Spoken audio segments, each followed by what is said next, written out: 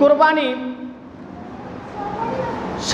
শব্দটি দুই দিক থেকেই ব্যবহার হয়। একটি হলো কুরবান শব্দটি উর্দুতেও ব্যবহার হয়, যার অর্থ আসে ত্যাগ করা, কষ্ট স্বীকার করা, অন্যের জন্য অপরের জন্য ত্যাগ স্বীকার করা। তাহলে কুরবান শব্দটি যখন উর্দুতে ব্যবহার হবে তখন তার অর্থ হবে ত্যাগ করা, কষ্ট স্বীকার করা, অন্যের জন্য স্যাক্রিফাইস করা। আবার এই কুরবান শব্দটি আল্লাহ পাক কোরআনে কয়েক জায়গায় ব্যবহার করেছেন। আপনি যদি আরবি ভাষায় তখন আরবির দিক থেকে যদি কুরবান শব্দের আরবির অর্থ ধরেন, যখন আরবিতে ব্যবহার হবে তখন তার অর্থ হবে সন্তুষ্টি অর্জন করা, নৈকট্য লাভ করা। কিসের নৈকট্য? আল্লাহ পাক সেটা 5 নম্বর সূরা মায়েদার 27 নম্বর আয়াতের মধ্যে জানিয়ে দিয়েছেন, ওয়াতলু আলাইহিম নাবা আবনাই আদামা বিল হক ইয ক্বাররাবা কুরবানান ফাতুকুব্বিলা মিন আহাদিহিমা ওয়া লাম ইউতাকাব্বাল মিনাল আখার ক্বালা লা আকতুলান্নাকা ক্বালা ইন্নামা ইয়াতাকাব্বালুল্লাহু মিনাল মুত্তাকিন। আল্লাহ পাক জানিয়ে দিলেন যে আমার হাবিব, যে আমার বান্দাবান্দীদের সামনে ওয়াতলু বর্ণনা করো আলাইহিম তাদের নিকট নাবা আবনাই আদামা বিল হক, আপনার নিকট আদম আলাইহিস সালামের 2 পুত্রের যে ঘটনা, যে ইতিহাস আপনাকে জানিয়ে দেওয়া হয়েছে, আপনার নিকট বর্ণনা করা হয়েছে, সেটা আমার বান্দাবান্দীদের সামনে উপস্থাপন করুন, সত্য সহকারে বর্ণনা করুন।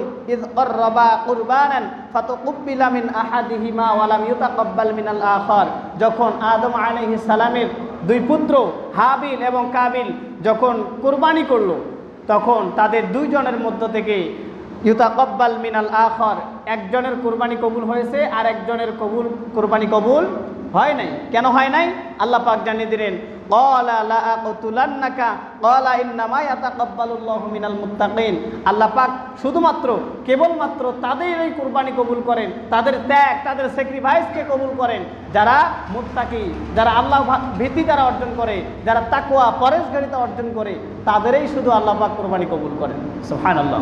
তাহলে আমরা এই আয়াত থেকে আমরা বুঝতেছি যে কুরবান মানে ওই 2 পুত্রের মধ্যে, আদম আলাইহিস সালামের 2 পুত্রের মধ্যে একজন আল্লাহ তাআলা কি করতে? নিকটবর্তী, আল্লাহ তাআলা নৈকট্য সন্তুষ্টি লাভ করার আশায় কোরবানি করেছে, আরেকজন কিন্তু সেটা করে নাই। কিন্তু যিনি করেছেন তার কোরবানিটা আল্লাহ পাক কবুল করেছেন। এটা গেল কুরবান শব্দটি যখন আরবিতে ব্যবহার হবে, আরবির দিক থেকে যখন আসবে তখন অর্থ হবে নাম্বার 1 নম্বর অর্থ হলো নৈকট্য অর্জন করা। এরপরে 2 নম্বর অর্থ হলো কাছে আসা, নিকটবর্তী হওয়া। এরপর 3 নম্বর অর্থ হবে পূর্ণ সওয়াব অর্জন করা। কি সওয়াব?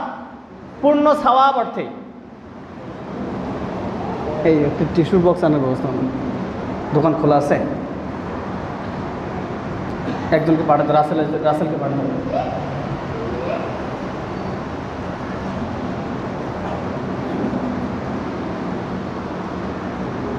সম্মানিত ভাইরা আমার, তাহলে কুরবান শব্দটি যখন আরবিতে ব্যবহার হবে তখন কয়টি অর্থ হবে? 3টা অর্থ। কয়টি অর্থ? কথা কি বোঝা যায় তো নাকি? বুঝতেছেন? 3টা অর্থ। তার 1 নম্বর হলো নৈকট্য, আল্লাহ তাআলার সন্তুষ্টি, আল্লাহ তাআলার প্রিয় হওয়া। এরপর 2 নম্বরটা হলো কাছে আসা, তার মানে আল্লাহ তাআলার নিকটবর্তী হওয়া এই কোরবানির মাধ্যমে। 3 নম্বরটা হলো সওয়াব, পরিপূর্ণ সওয়াবের অংশীদার হওয়া। এখন আপনি যদি এটাকে এক কথায় বলতে চান, কুরবানি এক কথায় কাকে বলে, তাহলে পরিভাষায় যেটা এসেছে, কিতাবের বর্ণনায় এসেছে যে হিয়া যাবহু হাইওয়ানিন মাখসুসিন ফি ওয়াকতিন মাখসুসিন বিতরিকিন মাখসুসিন,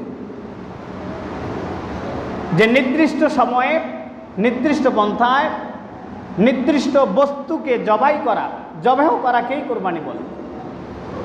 নির্দিষ্ট সময়, কয়টা শর্ত? 3টা। নির্দিষ্ট সময় লাগবে, নির্দিষ্ট পশু লাগবে, নির্দিষ্ট নিয়মেই জবাই করতে হবে, একে কি বলে? কোরবানি বলে।